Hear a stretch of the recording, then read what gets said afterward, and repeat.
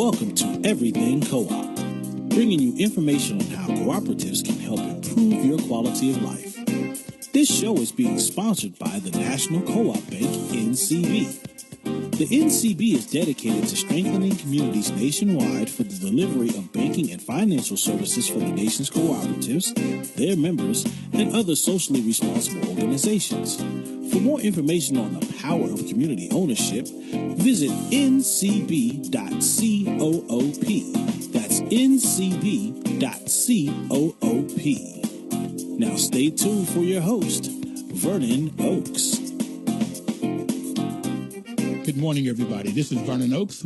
Welcome to Everything Cooperative. We're going to talk about housing co-ops this morning. 1.2 million housing cooperative units in the U.S.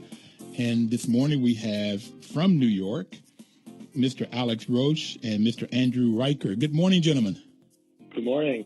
How are you guys doing this morning? Doing well. Good.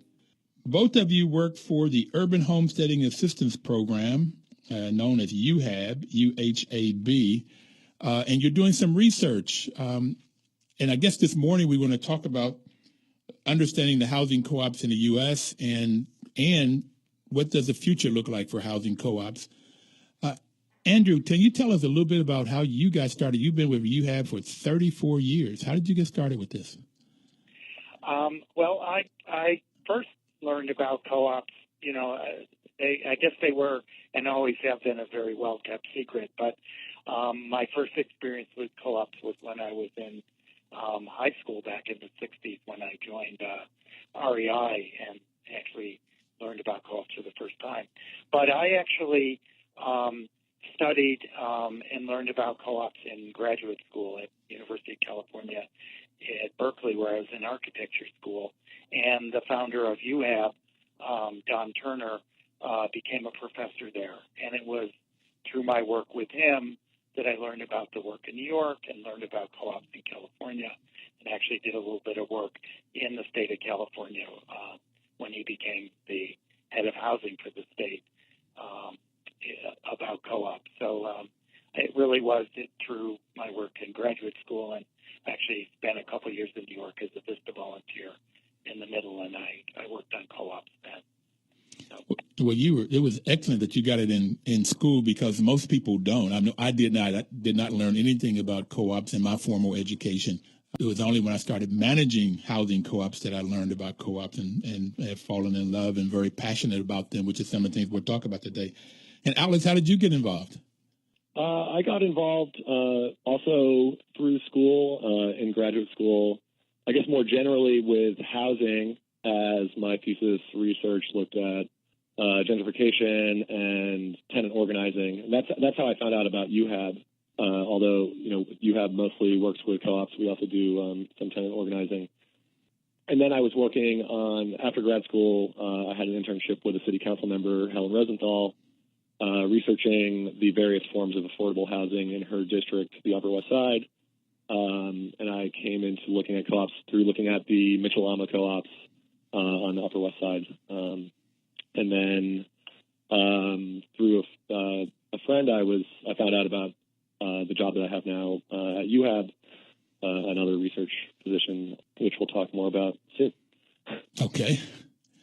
Well, there's a lot that we can take from what you have just talked about, but let's go to the research first, and then we'll go into what are some of the benefits of housing co-ops.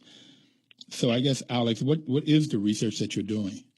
So the project, Building Capacity to Serve and Grow Housing Co-ops, is looking to compile an up-to-date census of shared equity housing co-ops. What we mean by shared equity is all co-ops that are either limited equity, zero equity, or another variation of the model that emphasizes affordable housing or affordability. So far, those are the main research activity is basically doing a lot of outreach and some, searching books and articles on the internet to find out where all the co-ops are, and constantly refining all the information I'm gathering. And there's a lot of research challenges about working with data and the different data sets that I've been encountering and what they look like, and trying to put everything together in one format. And then So the second effort is the survey aspect, which we just started about a month ago. We have two surveys, one that's looking to survey the co-ops themselves, and then another survey of organizations that work with co-ops. Basically the survey of co-ops is to find out how they came to be, how they sustain as affordable, and what challenges they are looking at. And similar with the organizations, how do they work with housing co-ops? What do they do with them? What would they like to do with them? So it's gathering a lot of information, which can be fun. It can also be challenging, boring sometimes, and tough. But it's all worth it. And hopefully, I think what the idea of research and this research is that hopefully it really lays the groundwork for much more work to come and to feed into the decades of work that have already been done around housing co-ops across the country, to add to a general body of knowledge and inform growing and serving co-ops for years to come. Well, the reason that National Co-op Bank is sponsoring this radio program is because, as Andrew started out, this is the best kept secret, this co-op. Just not known about it. And several years ago, when the University of Wisconsin was doing some research to find out the economic impact of all of the different sectors of cooperative businesses, there wasn't a lot of data for housing co-ops. I'm so glad you guys are doing this. I mean, I think the knowledge will be helpful for not only knowing what's going on in the co-op world, but the rest of the world looking and seeing what's the benefits of housing co-ops, which we'll talk a little bit more about. Andrew, why did you guys take this on? Why did UHAB take it on, this research? Well, we provide services. We've worked over the years to both help create, 1,300, 1,400, 1,500. Don't even have an accurate count, but about 30,000 units cooperative. We also work with the older wave of limited equity co-ops, the Mitchellamas, and similar buildings in New York. And so there's a lot of co-ops, and one of the things that we do is we know that there's a lot of work to do to just get co-ops created, but then there's a lot of work to do to keep them sustained over the years and help them remain affordable and be able to provide training and education for new leadership and respond to new issues and emergencies. And we had a hurricane, and a lot of our co-ops suffered from flooding and so forth. So there's always things to do. And one of the things that we have been seeing more and more is people calling us from other places around the country interested in the co-op model, or co-ops that exist interested in services or that sort of thing. So we were interested to understand what was going on nationally. We had been lucky to be sustained by essentially government support for the last 40 years, and we have a lot of experience and knowledge and I think there's something to be shared. And we know that we've had colleagues over the years from around the country. And so the Ford Foundation sort of challenged us to figure out what's out there and how can we sort of start a conversation amongst all the players. There's national players, as you know, Vernon, the National Association of Housing Co-ops, Co-op Bank, and various national groups. And then there's a lot of regional groups and local organizations, all who are working to co-op. But it's not always clear everybody's talking to each other. And then there's a whole new wave of interest in cooperative and cooperative-like housing. And so they wanted us to sort of look at it and see if we could start a conversation about how all these efforts might talk to each other and maybe work together and identify who has resources, who needs resources, who has skills, who needs skills. Are there things that are missing that somebody could, create and take up and so forth? And so that's sort of where we are. We're just sort of in the survey phase, which will give us this information. We've been out and we found the organizations out there. We're finding the co-ops. There was an estimate how many years ago, Alex? 25 years ago. 20, yeah.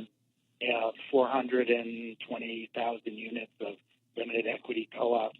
And we think actually the number will be quite a bit smaller because a lot of those old limited equity co-ops had government programs and restrictions that have now expired. And so while many of them are still affordable, many of them are not limited in their prices and their affordability. So it'll be interesting to find out what's out there and what the needs are, and then to start that conversation of how those needs can be addressed. The other thing I've seen here in the district, as gentrification comes on and housing prices go up, there's a lot of pressure from developers put on these limited equity co-ops to either sell their properties. And several cases I've known that they'll take the $20,000 or $30,000, $40,000 per household and they'll sell it and leave, particularly when they're 30, 40 years old and those restrictions are gone. So there's a lot of different pressures that happen. But I want to go all the way back, Andrew. You said that you all have created 1,300 to 1,500 cooperative housing units, and that's affordable housing. How do you do that? One of the things I'm hopeful in this conversation is I'll be able to take this conversation. Well, let me see. I had a meeting with the executive director of Prince George's County here in the area about housing cooperatives. I went up to Baltimore and had a meeting with some church folks about housing co-ops. And I've met with several people here in the district about housing cooperatives. So I'm hoping the experience that this conversation I'll be able to give to them to say, here's some of the reasons that I was telling you, and maybe you can say it better than I've been able to tell them on why co-ops make such a big difference. But how you said that you've been basically government funded for 40 years. How have you been able to create these 1,400, 1,500 units? Well, in the beginning, which was actually before I was at UHAB, when our founders were there, as I think people are aware, New York and all the cities were undergoing this crisis where landlords were abandoning their properties, leaving the cities. Whole parts of the cities were being empty. There were fires and so forth.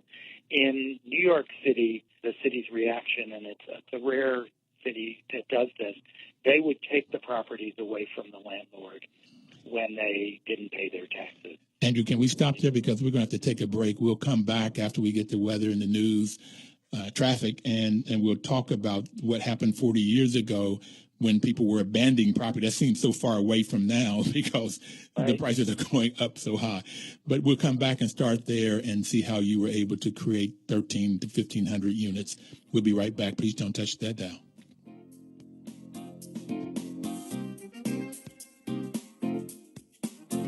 News updates on the web at WOLDCnews.com. Information is power. That's WOL's motto, and this is why the National Cooperative Bank is sponsoring this program to talk to you about cooperatives, giving you the information that if you take this information and put it to use, you will get the power to control your own destiny, control your community, solve community problems. And we have Alex Roesch and Andrew Reicher on the phone with us out of New York, talking to us as we left for break, talking to us about 40 years ago when people were abandoning their properties in New York and the city taking them over because they didn't pay their taxes, which is so different from today. So, Andrew, can you keep up that conversation to talk about how you guys were able to create in 40 years 1,500 housing units, cooperatives? If I could just interject about the numbers.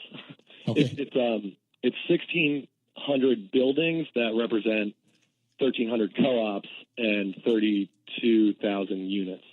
Thank you. I ran the numbers the other day, so we do know exactly now. Could you say that one more time for me? So it's actually 1,351 co-ops and representing 32,875 30,875 units. So that's it's 1,300, roughly 1,300 co-ops. Got you. Thank you, sir. Over 30,000 units. Yeah. Okay, that's bigger. Okay, Andrew. Yeah. But one of the things, and I think that in your introduction you really hit on it. What happens when landlords walk away from neighborhoods, when cities, withdraw services from neighborhoods, is that folks step up. They, put a new lock on the front door of their building. They go to the utility and make a deal to keep the lights on, and they start running their building. And, they fix them up. They do what they can do. And The founders of UHAB were very involved in the idea of self-help. It was created with the notion that people could be involved and could actually do the work to create their own building. So in the early days, groups of people were assisted to take over their building. And because the city had no other notion as to what to do with all these properties, there was, certainly tacit support. And one of the things we tried to do was use the government loan programs that were available for other developers and other, community groups that were doing housing for rental to do these homesteading projects, to do these self-help housing projects. And it was certainly a very popular program and had a lot of press, and the numbers started to grow, but they were small. In the late 70s, the city was still facing this abandonment crisis, and it was trying to get landlords to stop walking away from their building. And rather than waiting 10 years and then 5 years and then 3 years, in 1978, they said, if you don't pay your taxes for 1 year, we're taking your building. And they actually took 11,000 buildings in that year. A building in New York is on average 25 units. So it was literally a whole city's worth of buildings. And because they were taking them so quickly, rather than them being run down and having caught fire and all the other things that happened and being empty, 4,000 of these buildings were still occupied. And so all of a sudden the city also became the manager of a large number of occupied but in terrible condition properties. And so the elected officials, UHAB, residents in some of these buildings, community groups, everybody got together, created a task force, and proposed to the city the opportunity for community groups to take over the building, fix them up, turn them into co-ops, administrators to do it, and the one that we championed was tenants taking over their building, getting trained, getting assistance, fixing up the building, and becoming a co-op. And the city, with no other option, said yes to all of it and created an entire series of programs that resulted, in addition to sort of those sweat equity homesteading properties, vacant buildings, these taking over occupied buildings, fixing them up, turning them into co-ops was created the bulk of those 1,300 cooperatives that Alex was talking about.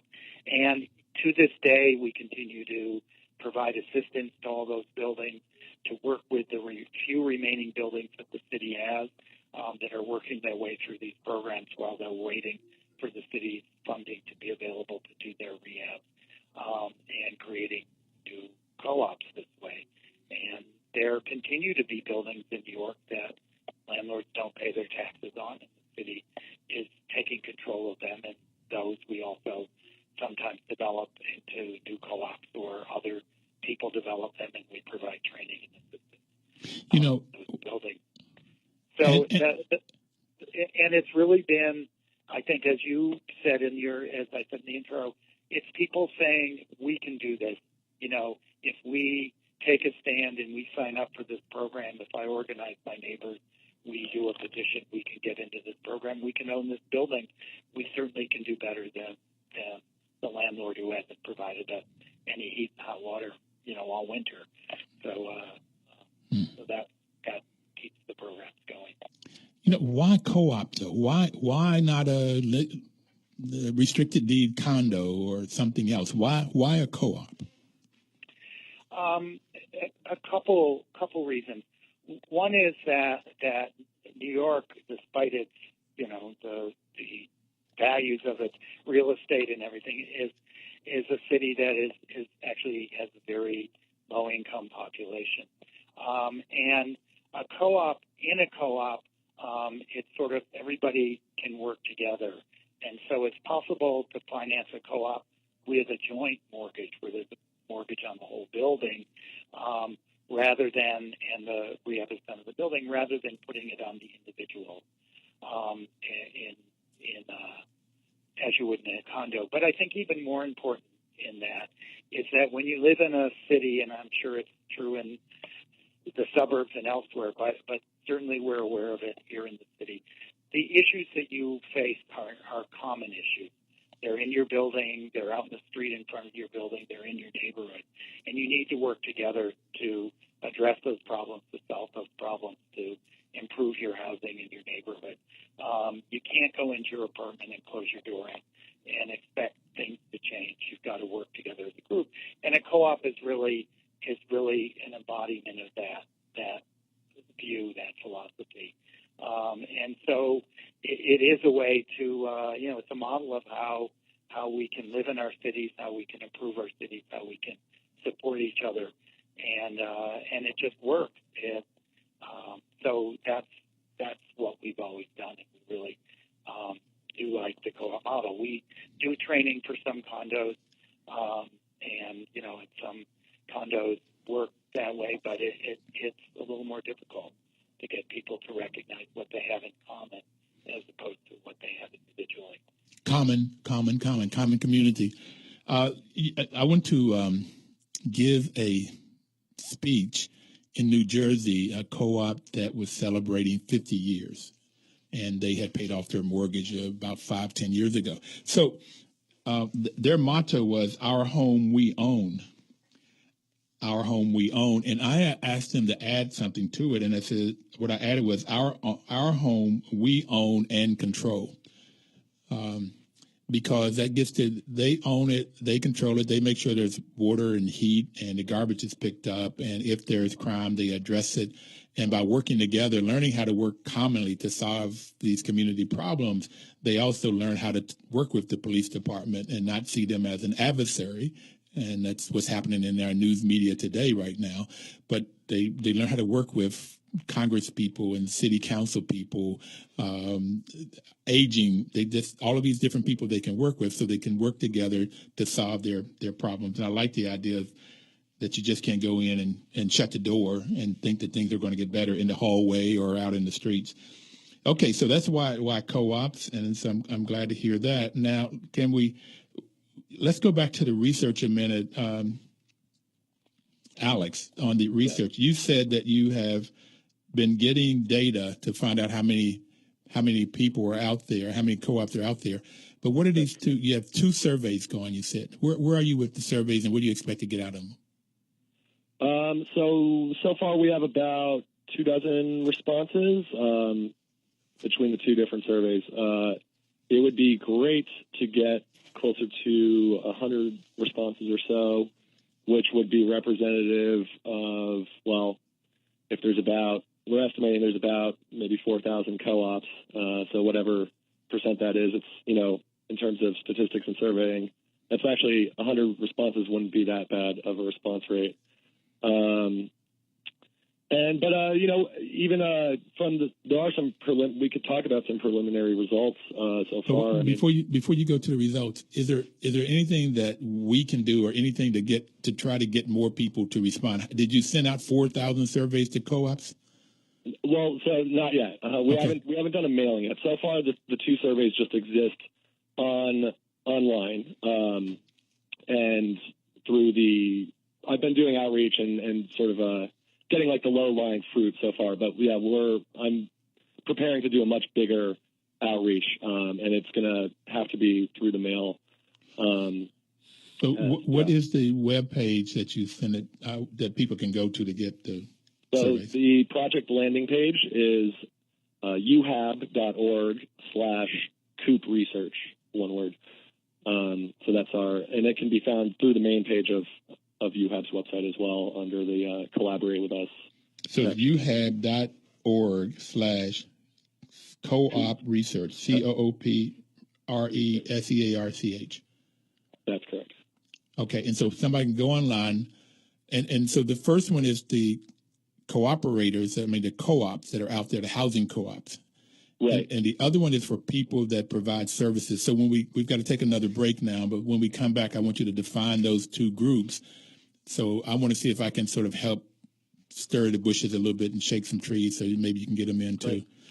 Okay, but we will be right back in. If anybody want to call in, you can call in at 1-800-450-7876 if you have a question or a comment for me or my guests. We'll be right back.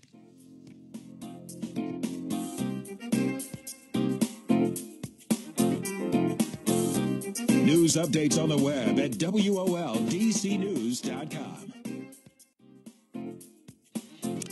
Welcome back. This is Vernon Oakes on Everything Cooperative, talking to you about the benefits of cooperatives, and the National Cooperative Bank is sponsoring this program.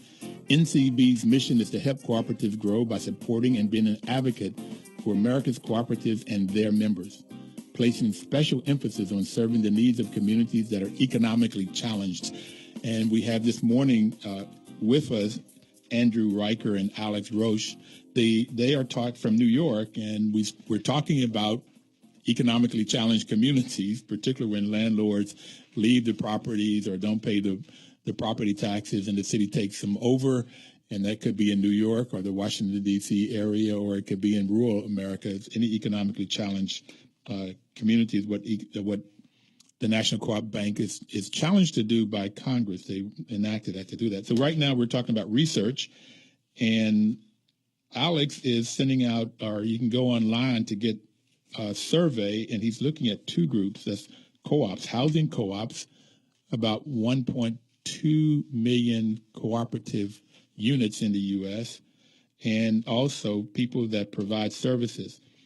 You can go to UHAB.org, UHAB.org/co-op research. So, Alex, you were telling us where you are in sending out and getting responses for this? Exactly.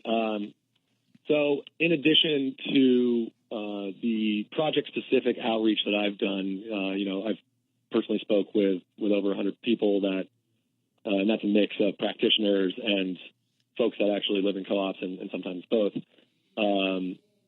In addition to that, we've been in touch with the Midwest Association and a little bit with the National Association, and we're really working on, I think, the regional associations and the national associations will be a great help in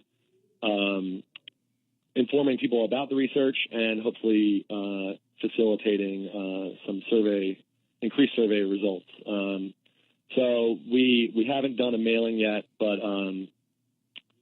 potentially using member lists or some way, working with those associations, I think will be great. The Midwest Association and Richard Berenson has been wonderful in helping to distribute via their newsletter to inform their members about the project, a little blurb for us. So it's ongoing, and basically, we need to vamp up our mailing list and work on getting all the envelopes together and actually doing a mailing, because a lot of the co-ops out there will, I think, definitely respond better to something in the mail. Not everybody's as plugged into the internet, and we know a lot of our co-ops in New York aren't necessarily. So listen, we're going to come back and talk about this, but we have Renee on the line with a question. Renee, what's your question? My question is, I would like for your caller, and good morning, and thank you for taking my call. Good morning. To explain the advantages of a cooperative over a homeowners association. From what I'm hearing, cooperatives offer a better bang quote for your buck than just being a homeowner living in a subdivision. So perhaps your guest can explain to me what the advantages would be for homeowners to have a cooperative with their homeownership versus just being separate homeowners in a subdivision. Excellent question. Thank you, Renee. I'll take my answer offline. Thank you. Which one of you would like to answer that? This is Andy. I'll give it a try. Co-ops have some advantages. One is that clearly that gets talked about is economies of scale. Aggregating, putting together all those homeowners into one purchase with utilities, with one loan, with insurance and those sorts of things. Those things can be bought a lot better. They're also, in a way, are more robust. They can provide mutual support when a co-op owner gets sick or loses a job. The co-op can work with them to sustain and keep them even if they're unable to meet their payments for a couple months, and then they can catch back up. So they can provide mutual support and things like that. And then I think that a lot of people appreciate co-ops because they can work with each other to make sure that the way people live in their homes don't conflict with each other, and they have rules and can enforce rules about how people live, so that you don't end up with problems between neighbors, or you're able to resolve those problems, I think, more easily. And you know, it varies from place to place whether the financing for co-ops, both for the individual purchases and for the underlying financing for the co-op as a whole, is easier or harder than it might be. Some of it has to do with the laws and rules and the banks and government programs in each state and locality. So that can be different. You know, but co-ops are generally multifamily buildings or sort of townhouse kinds of associations, or you know, or things like that. There aren't a lot of co-ops. There are some, but there aren't a lot that are you know, larger subdivision kinds of activities. Although historically there are a number of co-ops that are like that as well, that have worked well for half a century in some cases. So it's a model, and it's a model that's been around for 150 years or more. So I think it's tried and true. This is Alex. I think that, and that's the advantage of the co-op model is its flexibility. You know, there's nothing. A co-op could be, you know, a scattered site. It could be multi-building scattered site that are multifamily, or it could be scattered site single-family homes. And you know, that makes me think of also the way that I've found that the co-op model has been paired in some cases with community land trusts. And there's some really great examples of all of the land on which a co-op sits is held in a trust, and the buildings might not all be in the same, you know, might be scattered around a neighborhood and all part of same co-op and the same land ownership underneath. So I think that's, the flexibility of the co-op model is great. And the other thing I was going to say was that I think a lot of people underestimate the cooperative nature of non-cooperatives. Like living in a condo, you have to deal with all the people anyways. So I think what the co-op model does is it makes more intentional and sort of formalizes the way in which we all have to live together anyways in a city or in the world. So it lays out everything a bit more clearly, so we know what to do when issues arise, and as Andy said, you know, so that there are rules and ways to resolve problems, and hopefully all for the better of all the cooperatives. So. You know, Renee asked an interesting question. I'd like to add a couple things, and I'll go over this real quickly, but there are 7 principles that are underlining of the modern cooperative: volunteer and open membership, democratic member control, members' economic participation. Both have to put some money in, and if there's money left over in terms of surplus, then they can get money back out in terms of a dividend. Then there's autonomy and independence, education, training, and information, which is my favorite, that training has to happen, and cooperation among cooperatives, and concern for the community. Those are the 7 principles. But then there was some research, Renee, that was done that the National Co-op Bank sponsored, that looked at HUD-sponsored cooperatives and HUD-sponsored apartment buildings. And some of the things that Andrew and Alex just talked about was they found, but there were a couple other things that co-ops, particular affordable housing co-ops, limited equity co-ops, they could still build wealth.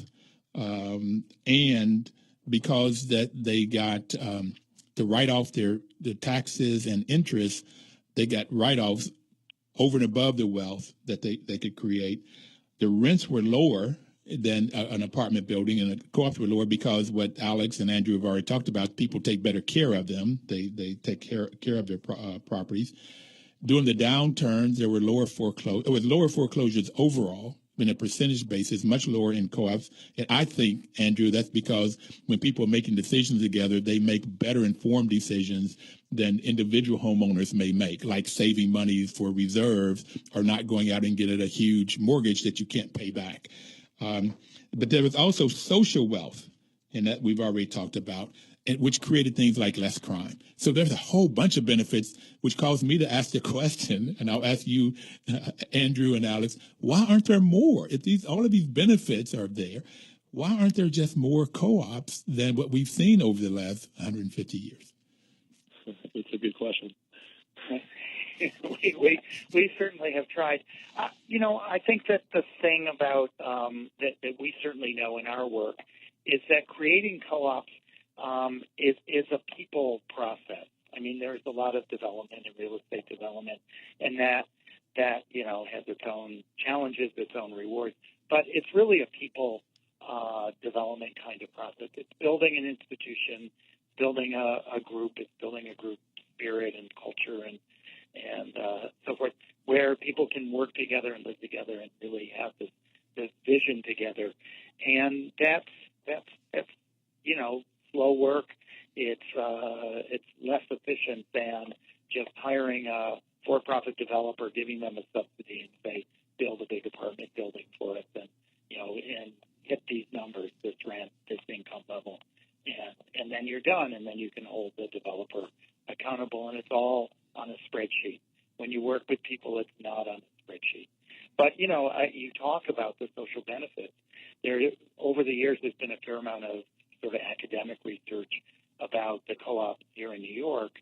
And, in addition to less crime, fewer drugs, there's a much higher resident satisfaction with their housing, even when their housing isn't as in good condition as the nearby rental housing might be. People like to be able to be in control, make decisions about their housing. And then on the outside, there's much more civic participation.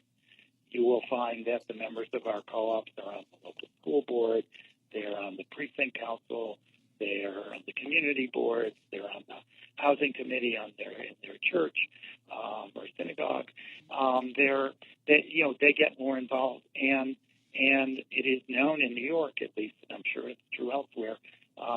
People who live in co-ops vote more than other people tend to do, and certainly the politicians in New York know, because that's the first place when they're having volunteers calling for voters. You get the co-ops and you call the co-ops, because those are the people who vote. And so for all those reasons, you get a lot more for that effort that you have to put in than just housing that has a certain rent level and has a certain income level. What you get in a co-op is a strong community and allowing people to emerge as important parts of their neighborhood and active citizens.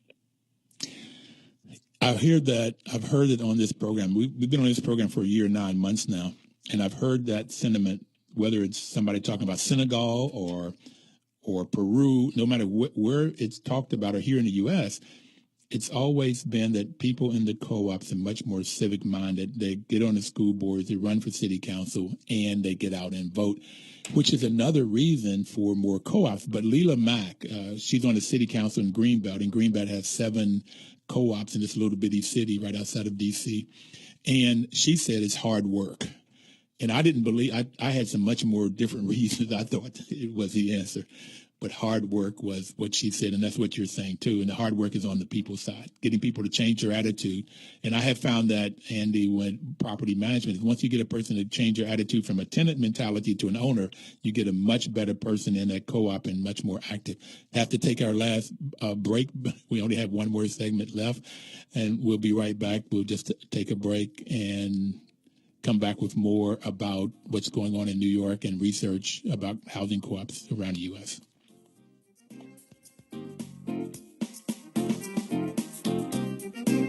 News updates on the web at WOLDCnews.com. Information is power, and again, that's why NCB is sponsoring this program, to give you the power, the information that you need to start a co-op, whether that's a worker cooperative, that's the people that own the business, if they're the employees, it's a worker cooperative, or if it's a consumer cooperative like a housing co-op or a credit union. A grocery store or food store could be either worker co-ops where the employees in a food store owns the business, or it could be a consumer co-op where people that go in and buy the products in the food co-op. So it could be co-op can be any business that you can think of, any kind of business. It depends on who owns it and who controls it. And today we're talking about housing co-ops around the U.S. And Alex, I'm going to go back to the second group. You got the housing co-ops that you're sending out surveys. The second group are the people that provide services. And who are those kind of people that you're sending surveys out to? A lot of other nonprofits. We're looking to get responses from management companies that work with co-ops, lenders, and mostly nonprofits. Any others that I'm missing, Andy? Accountants, I think. Yep. Development consultants. People who create co-op.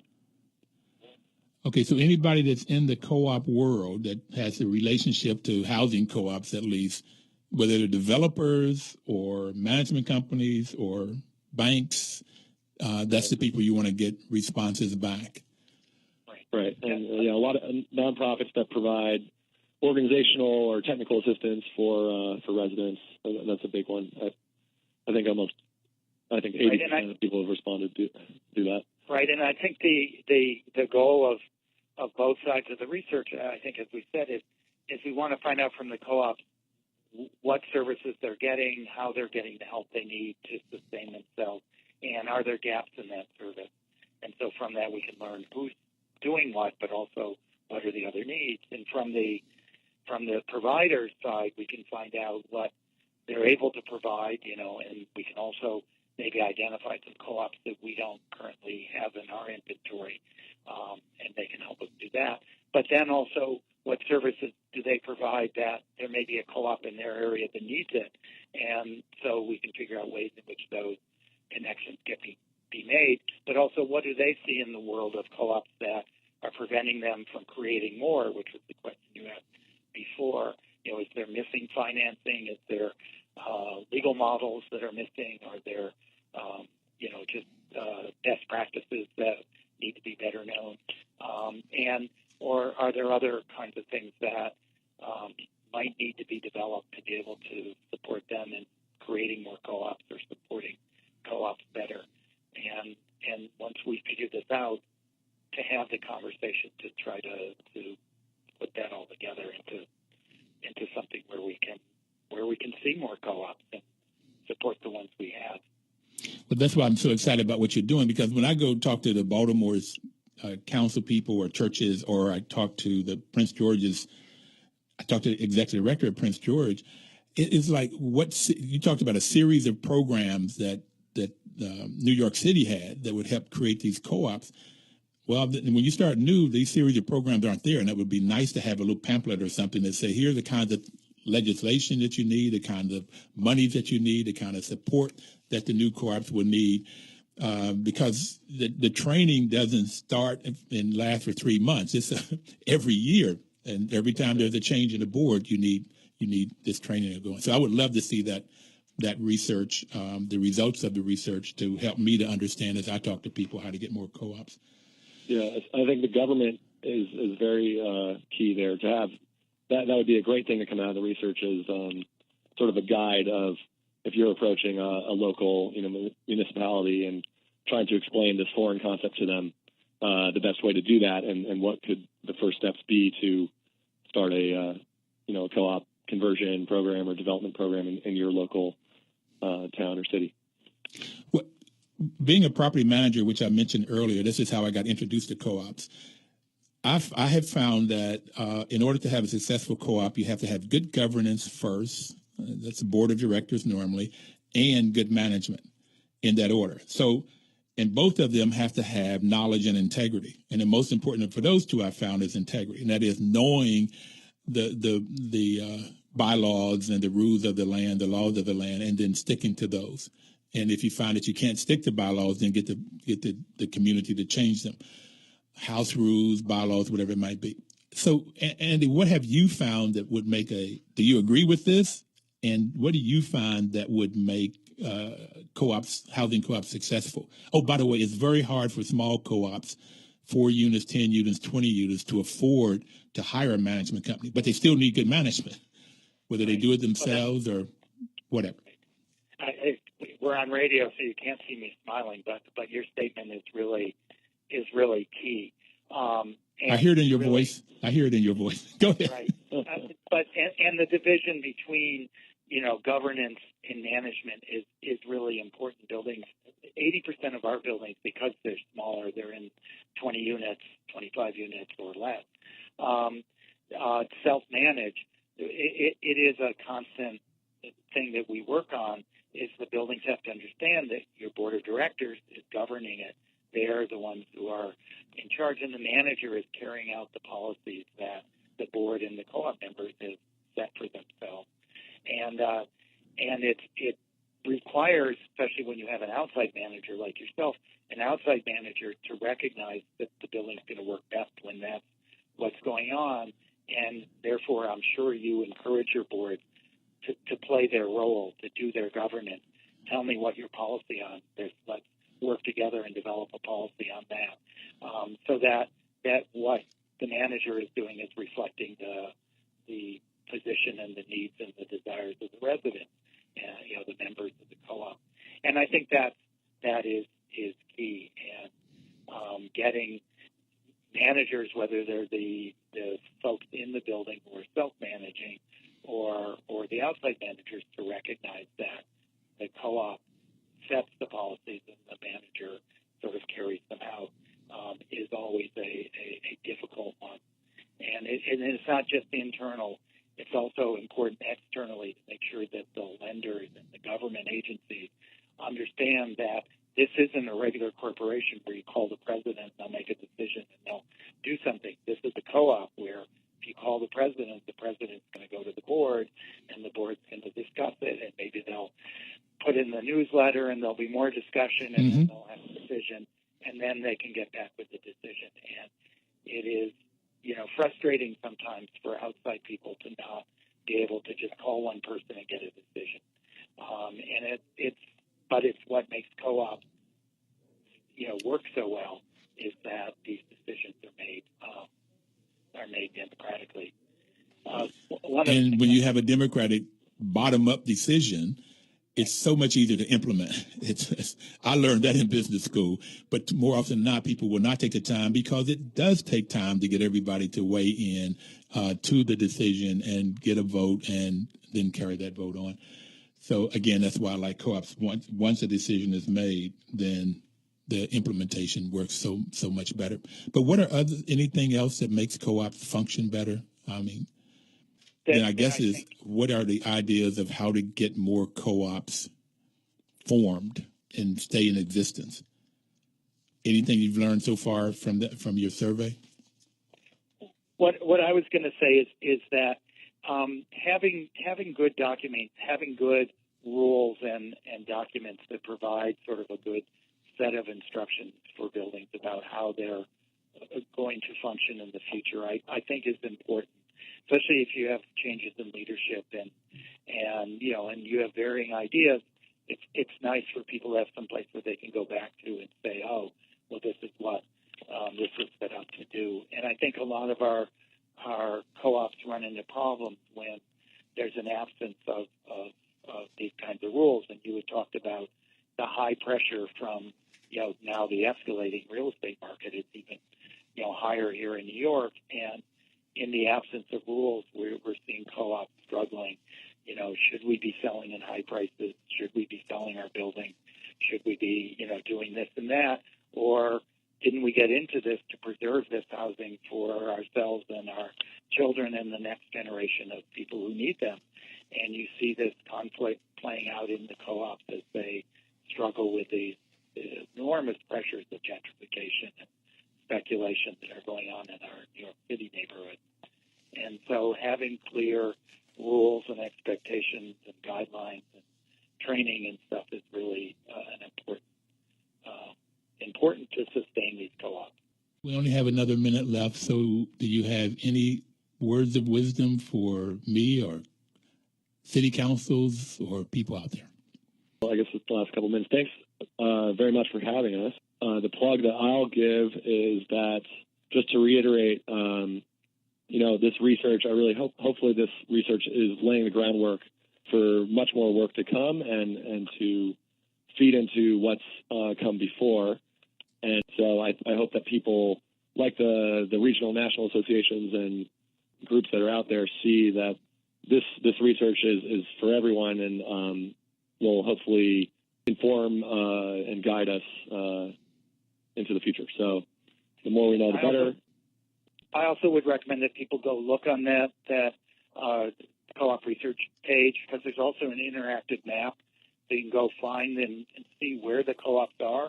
And I think even in some of the cities where council members or groups might think there are no co-ops, they'd be surprised to see co-ops in their city and co-ops in their region, and they're everywhere. And also people might know about co-ops and can let us know if they're not on there. Okay. But I think there's lots of good information, and Thank you. need to reach out. Thank you guys very much for being on. And have a great day. Thank you so much. All right. Bye Thank now. you. Bye-bye. 1450 WOL.